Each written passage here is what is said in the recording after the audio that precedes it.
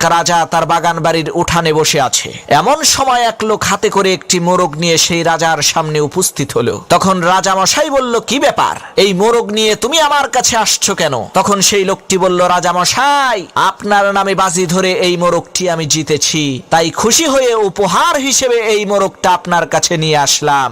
রাজা বলল, মাশাআল্লাহ, ভালোই করছো, দাও মোরগটা আমাকে দাও, আমি এটাকে ভুনা করে খাবো। 3 দিন পর আবার সেই লোকটি একটি ছাগল নিয়ে সেই রাজার দরবারে উপস্থিত হয়ে বলছে, রাজা মশাই, আপনার নামে বাজি ধরে এই ছাগলটিও আমি জিতেছি। রাজা খুশি হয়ে বলল, ও আচ্ছা, তাই নাকি, দাও, আমি এটাকে কাবাব বানিয়ে খাবো। পরের দিন সেই লোকটি অন্য আরেকজন লোককে সাথে করে নিয়ে রাজার কাছে এসেছে। তখন রাজা মশাই তাকে বলল, কি ব্যাপার, আজকে কি তুমি আমার জন্য কিছুই নিয়ে আসনি? তখন লোকটি বলল, রাজা মশাই, আজকেও এনেছি, এই যে দেখেন, এই লোকটার সাথে আপনার নামে বড় একটা ষাঁড় গরু বাজি ধরছি, দুর্ভাগ্যবশত বাজিতে আমি হেরে গেছি।